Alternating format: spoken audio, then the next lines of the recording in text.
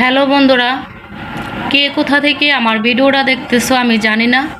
যে যেখান থেকে ভিডিওটা দেখতেছো আশা করি ভালো আছো, আমিও ভালো আছি। তো এই রান্নাটা আমি করছি গুঁড়া মাছ,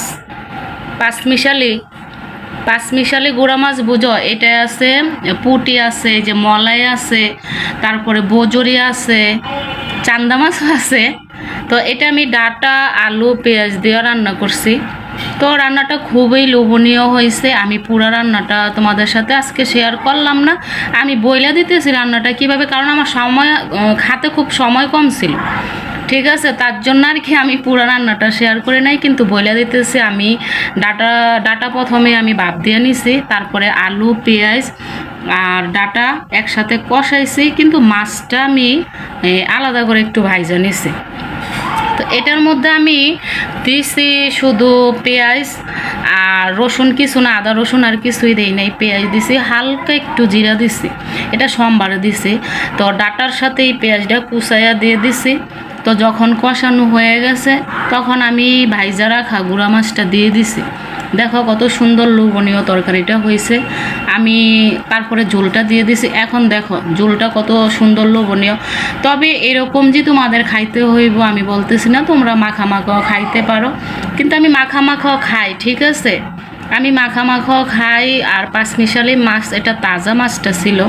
আমি ঝোলটা একটু ঝোল রাখছি, তো ফ্রিজও রাখছি কিছু। ওইটা আবার একটু শুকনা রান্না করবো, ওই রান্নাটা আসলে তোমাদের সাথে শেয়ার করবো, সমস্যা নাই।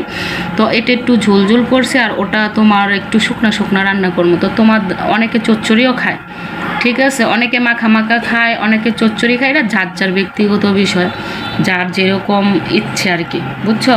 তো আমার এটা আসলে ভালো লাগে এভাবে খাইতে, তো আমি এভাবেই রান্না করি। আমি সব দিকেই খাই, মানে সবভাবেই খাই আমি। তো তোমাদের যেভাবে পছন্দ তোমরা সেভাবে রান্নাটা করে নিও। আমি তো বললামই এটার মধ্যে কি শুধু মশলা বলতে একটু হালকা জিরে দিছি আর পেঁয়াজ দিছি সোমবারে গো, আর কিছুই দেয় নেই। তবে খাইতে যা লাগবো তোমাদের আসলে আমি সেটা বুঝে বলতে পারবো না। ঠিক আছে, অনেক অনেক সুস্বাদু একটা খাবার। গুঁড়া মাছ যেহেতু আবার তাজা, সে তো বুঝতেই আছে। আমি জানি তোমরা রান্না করতে পারো, তারপরে ভালোবেসে তোমাদের সাথে আমি রান্না শেয়ার করি। যদি ভালো লাগে তাহলে তোমরা আমার চ্যানেলটা একটা সাবস্ক্রাইব করে আমার পাশে থাকবা, আমার রান্না শেয়ার করবা, ভালো ভালো সুন্দর সুন্দর কমেন্ট করবা। ঠিক আছে, তো আমি রাখলাম, সবাই ভালো থেকো।